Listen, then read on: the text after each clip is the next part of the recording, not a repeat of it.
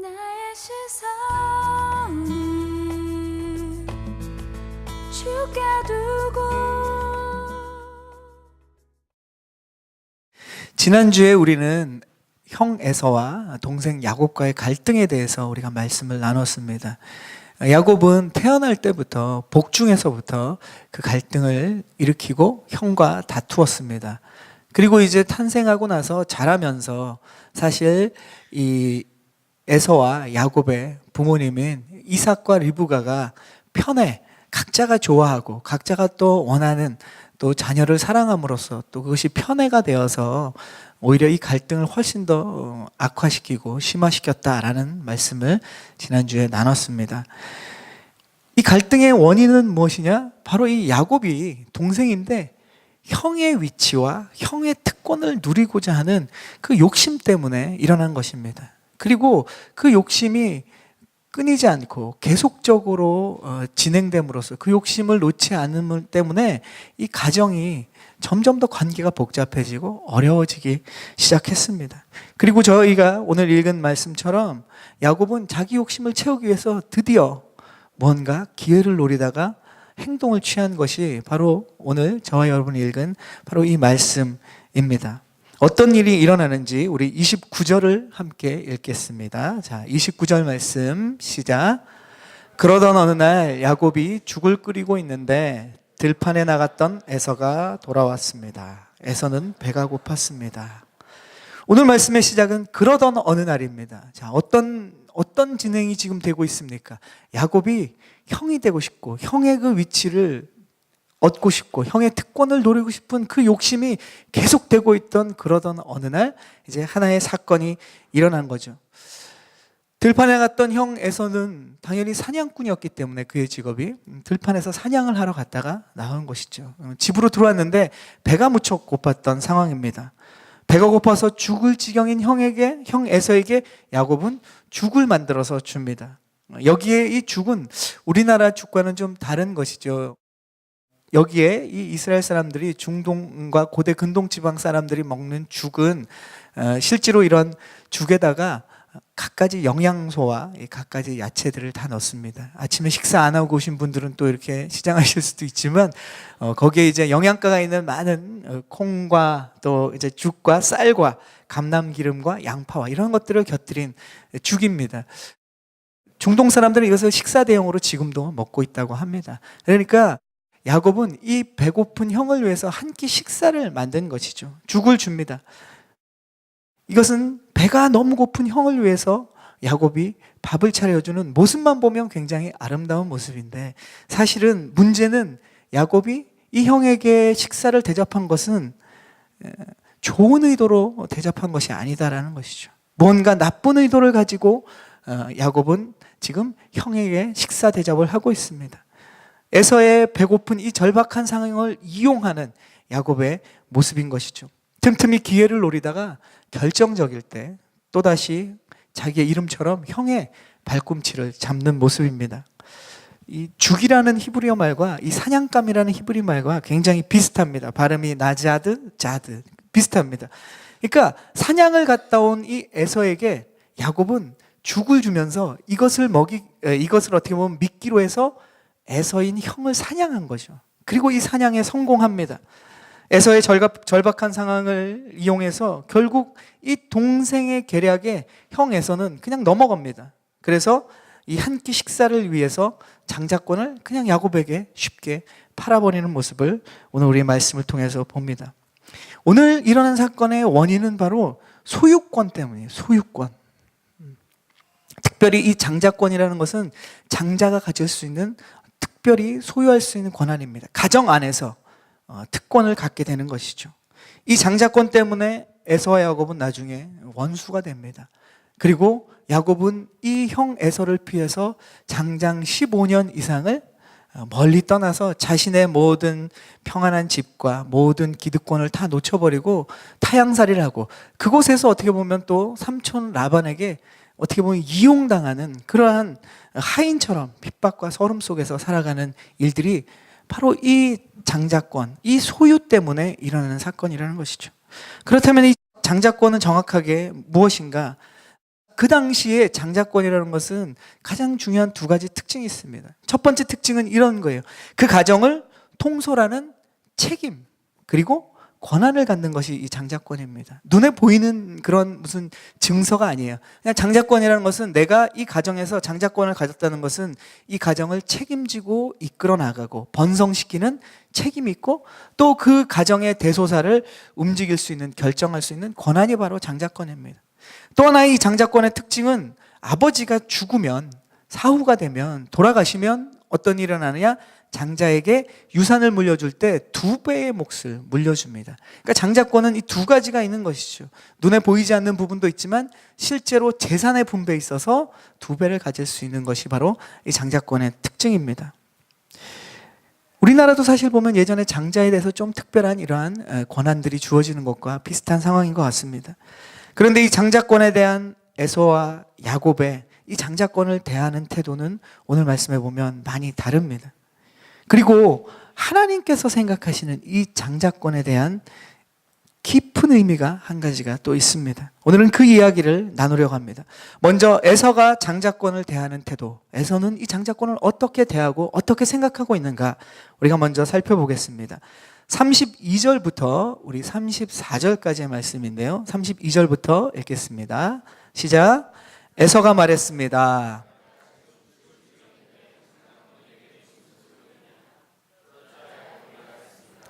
오늘 당장 내게 맹세부터 하십시오.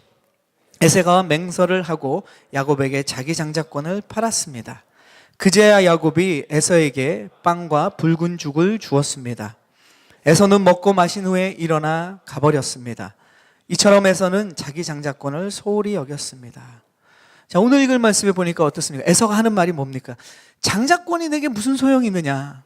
아무 필요 없다는 것이죠. 먼저는 장자권이 그거였지 않습니까? 가정의 책임과 권한을 갖고 있는 리더십입니다. 에서는 그것이 아무 필요가 없다라고 얘기합니다. 에서는 가정을 책임지는 일이나 가정을 다스리는 일, 이것은 자기 지금 눈앞에 있는 이 배고픔보다 더 소중하지 않았습니다. 내 눈앞에 지금 당장 배고픈 게 이걸 채우는 것이 중요한 것이지 우리 가정을 돌보고 책임지고 또 다스리는 건 나 그딴 건 필요 없다라고 에서는 쉽게 이야기하고 있습니다. 두 번째로 장자권의 중요한 특징은 무엇입니까? 부모가 아버님이 돌아가셨을 때 그 재산을 2배 갖는 이 재산의 소유에 대한 부분입니다. 에서는 그러면 이 재산에 대해서도 그가 원하지 않는, 어떻게 보면 무력이 없는 사람이었을까요? 아니에요. 나중에 보면 이 아버지 이 이삭이 야곱에게 그 장자의 축복을 다 해줍니다. 뒤늦게 달려와서 에서가 아버지한테 나도 축복을 달라, 장자의 축복을 달라라고 울면서 요청을 합니다. 얻지 못하죠. 그래서 에서는 어떻게 합니까? 분노가 났는데 자신의 어떻게 보면 눈에 보이는 소유를 얻지 못하니까, 그 2배의 유산을 받지 못하니까 에서가 택한 것은 무엇입니까? 동생을 죽여버리겠다는 겁니다. 그렇게 본다면 에서가 장자권에 대해서 이러한 책임과 권한에 대한, 다스림에 대한 이런 부분에 대해서는 그가 아무렇지 않게 소홀히 여겼지만, 한편으로 이 장자권을 통해서 내가 갖고 싶어하는 유산에 대해서는 그도 굉장히 욕심 많았죠. 그런데 그것은 머나먼 일이었습니다. 지금 당장 눈앞에 그에게 필요한 것은 뭐냐? 지금 배고파 죽겠기 때문에 지금 당장 한 끼 식사가 더 중요했던 것이죠. 어떻게 보면 멀리 있을 축복보다 지금 오늘 내가 필요한 이 축복을 위해서 먼 것을 소중하게 여기지 않는 그의 모습을 보게 됩니다. 34절에 보면 에서의 행동은 아주 단순합니다. 먹고 마시고 일어나서 가버렸습니다. 성경은 정확히 이야기하죠. 먹고 마시고 일어나 가버렸다. 그가 지금 당장 필요한 거, 자신의 이 육신의 탐욕과 욕심을 채우고 자신의 지금 이 허기를 채우는 것, 이거 외에는 아무것도 소중히 여기지 않는 그러한 에서의 모습을 성경은 아주 간단하게 단편적으로 이야기하고 있습니다. 에서를 통해서 우리에게 맡겨진 이러한 책임과 권한, 이러한 부분에 있어서 소홀히 여기는 한 인간의 모습을 보면서 우리 안에 그러한 모습이 없는지를 살펴보아야 합니다. 그리고 한편으로는 나중에 있을 큰 축복보다 오늘 당장에 내가 필요한 이 축복을 위해서 미래를 생각하지 않는 그런 어리석음이 없는지 우리 자신을 또한 에서를 통해서 돌아보게 되는 것이죠. 잠깐의 기쁨이 더 중요하다고 생각하는 요즘의 우리의 세태를 우리는 한번 생각해 보아야 할 것입니다. 우리가 지금 잠깐의 만족을 위해서 그리고 나중을 위해서 준비하지 않고 이렇게 말초적으로 반응하는 그러한 에서의 모습이 없는지 우리는 우리의 삶에서 날마다 우리 삶을 또 우리의 마음을 점검해 볼 필요가 있다는 것이죠. 자, 장자권에 대해서 에서는 이렇게 반응하고 이런 생각을 가지고 있었습니다. 그렇다면 야곱은 이 장자권에 대해서 어떻게 생각하고 있었을까요? 우리 33절 말씀 한번 읽어보겠습니다. 33절의 말씀을 우리가 함께 읽어보겠습니다. 네, 시작. 그러자 야곱이 말했습니다. 오늘 당장 내게 맹세부터 하십시오. 에서가 맹세를 하고 야곱에게 자기 장자권을 팔았습니다. 자, 고대에는 아버지가 이 장자권을 첫째에게 주는 것이죠. 그런데 실제로 보면 첫째에게 꼭 줄 필요는 없었습니다. 아버지가 첫째에게 장자권을 주지 않는 경우도 꽤 있었다고 합니다. 실질적으로 야곱이 있잖아요. 나중에 보면 12아들이 있지 않습니까? 그 중에 누구에게 이 장자권을 주느냐? 11번째 아들인 요셉에게 장자권을 줍니다. 꼭 첫째에게 주는 것은 아니에요. 그러니까 야곱은 사실 지금 보면 자기 스스로가 이렇게 꾀를 쓰고 속이고 안달복달 하지 않아도 자신이 장자권을 받을 가능성이 충분히 있는 상황입니다. 그런데 실제로 이 야곱이 놓친 것, 에서가 놓친 것도 있지만 야곱이 놓친 것 중에 중요한 것은 이 장자권을 선택하고 변경하고 이 장자권을 주는 것은 자녀에게 그 권한이 있지 않다는 거죠. 100% 아버지에게 권한이 있습니다. 그러니까 사실은 이 장자권을 주고 안 주고는 이 아버지 이삭에게 모든 권한이 있는 거예요. 근데 오늘 지금 야곱이 하는 행동은 뭡니까? 이 장자권을 형과 자신이 사고 팔고 있습니다. 그러면 장자권이 자기에게 올 수 있다고 생각하는 것이죠. 장자권에 대한 변경을 아버지가 결정할 문제였지만 자식들끼리 사고 팔 수 있다고 야곱은 이 장자권을 생각했던 거죠. 에서가 장자권을 가볍게 여긴 것처럼 야곱 또한 이 장자권을 굉장히 가볍게 여긴 것을 볼 수 있습니다. 단지 형제 두 사람이 그냥 한마디 말로 아주 쉽게, 그것도 한 끼의 식사를 가지고 죽 한 그릇에 사고 팔 수 있는 물건처럼 그런 것으로 가볍게 여긴 것, 야곱 또한 장자권을 이렇게 가볍게 본 것이죠. 장자권을 사실 이 하찮게 여긴 에서와 또 이 장자권에 목숨을 건 야곱을 보면서 사실은 우리는 이런 생각을 할 수 있습니다. 아무 노력도 없이 무언가를 그냥 태어날 때부터 가지고 태어난 사람 있지 않습니까? 그것이 재능이든 돈이든 아니면 가정 환경이든 자신의 능력이든 태어날 때부터 그냥 어떤 사람은 그걸 그냥 가지고 태어났어요. 그런데 그 사람은 그게 얼마나 소중한 건지를 알지 못하고 하찮게 여기며 살아가는 모습을 우리는 또 봅니다. 반면에 내가 정말 태어날 때 보니까 또 내가 노력해도 내가 가질 수 없는, 또 가지지 못하는 그런 것들을, 그런 상황에 놓인 사람들이 있다는 거죠. 그런 사람들은 가지려고 안달하고 이것 때문에 목숨을 거는 그러한 모습들, 어떻게 보면 그러한 안쓰러운 모습들이 또한 있다라는 겁니다. 이러한 모습은 사실 세상 어디에서나 볼 수 있는 모습이지 않습니까? 우리 주변에서도 볼 수 있습니다. 저와 여러분, 우리 자신도 어떻게 보면 깨닫지 못하는 사이에 이러한 삶을 살아가고 있다는 것이죠. 돈의 어려움을 모르고 자란 사람은 학비 걱정이나 집세 걱정이나 생활비 걱정 안 하고 삽니다. 그런 걱정을 해본 적이 없는 사람을 보게 됩니다. 그게 얼마나 소중한지를 잊고 그냥 사는 거죠. 또 건강의 어려움을 겪어보지 않은 사람은 자신이 마음껏 보고 마음껏 듣고 마음껏 먹고 마음껏 뛰어다니는 게 얼마나 소중한지를 전혀 모르고 살아갑니다. 반면에 보면 이 돈 때문에 또 빚 때문에 고생해본 사람들이 있지 않습니까? 그런 고생을 해보면 그게 얼마나 소중한지를 알기 때문에 어떻게 보면 억척스럽게 다시는 그 돈 때문에 고생하지 않으려고, 그게 인생의 전부인 것처럼 안쓰럽게 살아가는 사람들이 있습니다. 건강의 어려움을 겪어본 사람은 마음껏 보고 듣고 먹고 뛰어다니는 것, 이것 때문에 그냥 건강만 생각하면서 살아가는 사람이 있습니다. 건강 때문에 염려해서 더 건강이 해치는 그런 사람도 보게 됩니다. 우리는 가지고 있기 때문에 소중함을 잊고 살 수 있고, 또 너무 없었기 때문에 그것에 집착하기 쉽습니다. 이것에 대해서 사실 우리는 항상 우리 자신을 살펴보고 조심해야 될 필요가 있다는 것이죠. 그런데 오늘 우리는 이 에서와 야곱의 이러한 상반된 모습을 보면서 장자권에 대한 문제는 단지 이러한 세상적인 갈망 때문만은 아닙니다. 오늘 성경이 이 장자권에 대한 사건을 보여주는 것은 세상에 이러한 갈망 때문만은 아니라는 것을 이야기하고 있습니다.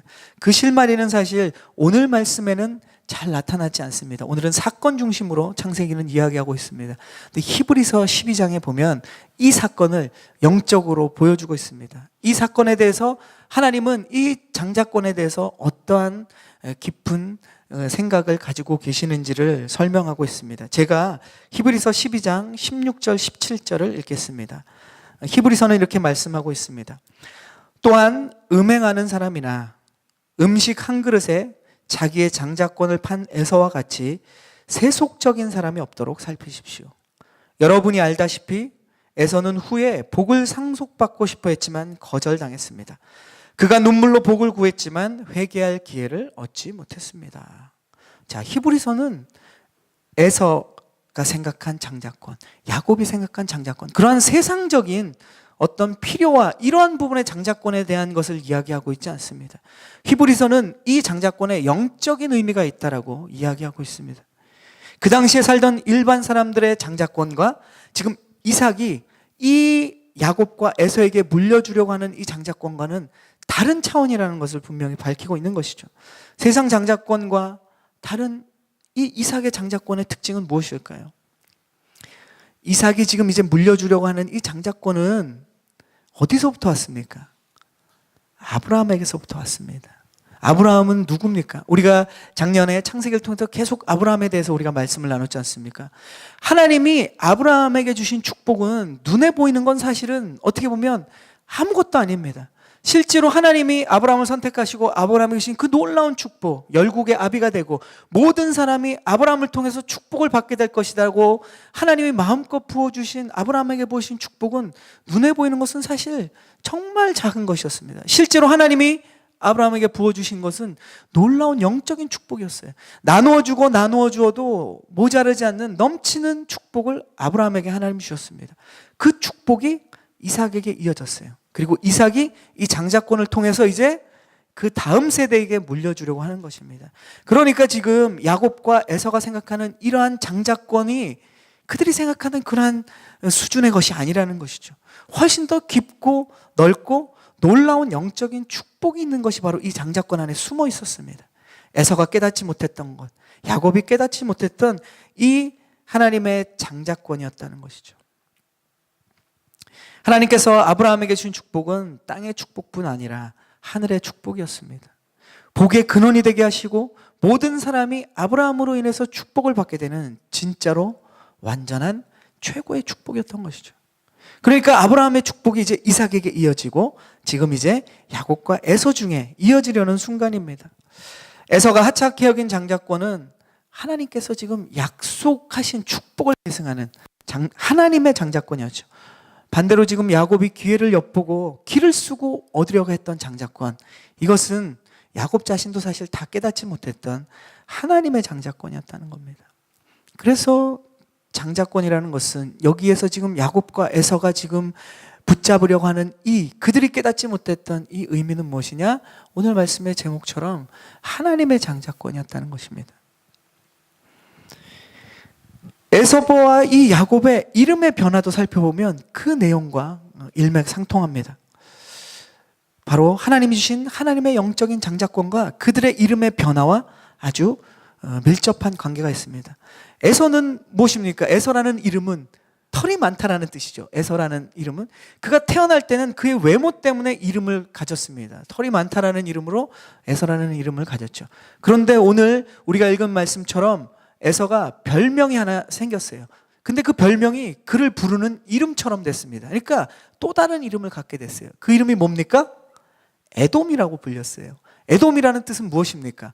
불다라는 뜻이에요. 이 불다라는 것은 오늘 사건에서 무엇을 얘기하고 있습니까? 그 붉은 죽 한 끼 식사 때문에 자신의 모든 누릴 수 있는 그런 영적인 축복들을 다 버렸던 에서를 비꼬고 조롱하는 말로 그의 이름이 이제 새로운 이름이 바뀌어졌어요. 그를 에서라고 잘 부르지 않고 이제 사람들은 그를 에돔이라고 불렀습니다. 그건 무슨 뜻입니까? 이러한 어리석음을 이야기하는 것이죠. 나중에 에서가 어떤 민족의 조상이 됐습니까? 에돔 민족의 조상이 됐어요. 그뿐만 아니라 그의 모든 자손들은 어떤 삶을 살았는가? 한 끼 눈앞에 보이는 하나의 그 짧은 축복이라면 영적인 모든 것을 다 팔아버려도 완전한 하나님이 주시고자 하는 축복 다 필요 없고 내가 오늘 하루를 살기 위해서 필요한 것이라면 난 그것을 선택하겠다. 이러한 민족이 되었다는 것입니다. 반면에 야곱은 어땠습니까? 그의 이 야곱이라는 이름 무엇입니까? 발꿈치를 잡은 자 또는 속이는 자입니다. 그의 처음에 인생은 속이는 자로 시작했어요. 그리고 자기가 갖지 못하는 것을 갖기 위해서 노력하고 애쓰고 발악하고 속임수 쓰는 삶이었습니다. 그런데 그의 나중의 이름은 무엇이 되었습니까? 이스라엘이 됐어요. 그의 나중의 이름은 이제 야곱으로 불리지 않고 이스라엘로 불렀습니다. 이스라엘의 뜻은 무엇입니까? 하나님과 겨루어 이겼다라는 뜻입니다. 이것은 영적으로 어떤 뜻입니까? 하나님을 향해서 그가 갖고자 했던, 원했던 그 축복을 얻어냈다라는 거예요. 물론 야곱은 우리가 계속 보겠지만 처음에는 눈에 보이는 자기가 갖지 못한 그런 축복을 누리기 위해서 계속 속이면서 애를 쓰고 노력을 했습니다. 그런데 점차 그가 하나님을 알아가고 하나님을 만나면서 어떻게 변했느냐? 그의 세상적인 갈망이 영적인 갈망으로 변하게 되었다라는 것입니다. 처음에는 눈앞에 보이는 것을 형과 다름없이 눈앞에 보이는 것을 추구하려고 살았지만 그의 그 갈망이 하나님을 만나면서 하늘의 갈망으로 바뀌게 됐다는 거죠. 그리고 이스라엘의 자손들의 그 이름은 이스라엘 족속이 되었습니다. 우리는 세상에 이 성공을 향한 열정과 열심이 있습니다. 저 여러분이 세상에서 살면서 성공하고자 하는 열정과 열심이 있습니다. 그게 없다면 거짓말이겠죠. 그것을 버리라고 하면 그것도 무리가 되는 말입니다. 중요한 것은 우리가 세상을 향한 열정과 열심이 있지만 거기에 만족하면 안 된다는 겁니다. 거기에 머물러서는 안 된다는 것입니다. 그리스도인을 포함한 모든 세상의 사람들의 이 세속적인 열망과 이 갈망은 어쩌면 당연한 것일지 몰라요. 그냥 우리의 본성일지 모릅니다. 그러나 이 세속적인 갈망보다 더 좋은 하늘의 이 갈망을 우리가 발견했다면 우리의 이 세속적인 갈망은 하늘을 향한 갈망으로 변화돼 가야 된다는 거죠.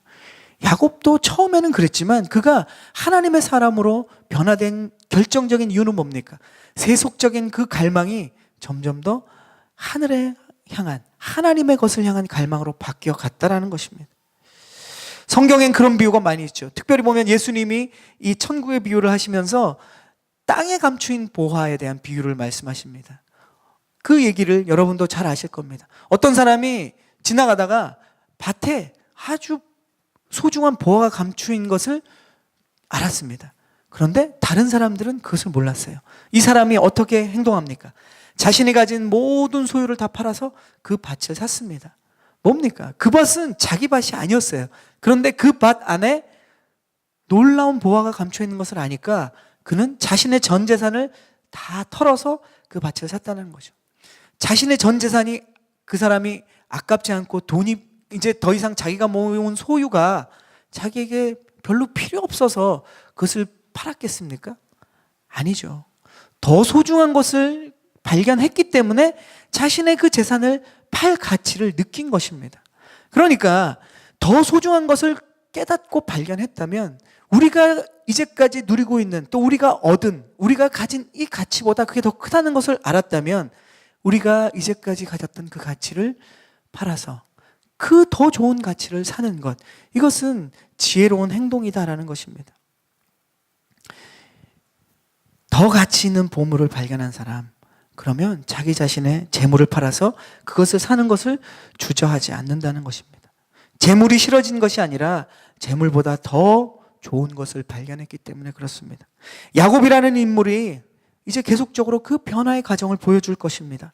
처음에는 세상의 축복에 대한 갈망으로 가득 차서 그것 때문에 살아갔지만 결국 그 갈망이 하늘에 대한 갈망으로 바뀐다는 것이죠. 마침내 세상의 축복이 아닌 이스라엘이라는 이름처럼 하늘의 축복을 갈구하고 얻게 되는 믿음의 조상이 됩니다. 이것이 하나님께서 보시는 장자권의 영적인 의미라는 것이죠. 하나님께서 생각하시는 장자권을 보면서 우리는 우리의 일상의 실생활 속에서 하늘의 시밀권은 하나님이 주신 우리에게 주신 하늘의 이 시밀권을 세상에 썩어질 것과 바꾸는 그런 어리석음이 없는지 우리 자신을 날마다 살펴보아야 됩니다. 하루하루 우리는 날마다 그러한 선택의 기로의 상황에 쓸 것입니다. 그렇게 살아가고 있습니다. 그리고 하나님의 것을 선택할 것이냐, 세상의 것을 쉽게 선택할 것이냐, 하나님의 축복을 붙잡을 것이냐, 세상의 축복으로 내가 한 끼, 에서처럼 한 끼 식사로 내가 만족할 것이냐, 이런 선택이 우리 가운데 끊임없이 있습니다. 사랑하는 산타모니카 오늘리교회 성도 여러분, 우리는 세속적인 것보다 더 가치 있는 것을 발견한 사람들입니다. 그러니까 이 시간 저와 여러분이 그것을 주신 하나님 앞에 예배드리고 있는 것 아니겠습니까? 세상에 대한 갈망을 없애버리는 것이 아니라 그 세상에 대한 갈망을 하늘에 대한 갈망으로 더 업그레이드 시키는 저와 여러분 되기를 주님의 이름으로 축원합니다. 그래서 진짜 저와 여러분이 축복의 사람으로 그렇게 살아가기를 주님의 이름으로 축복합니다. 이 시간 우리 말씀을 생각하면서 우리 함께 기도하며 나가겠습니다.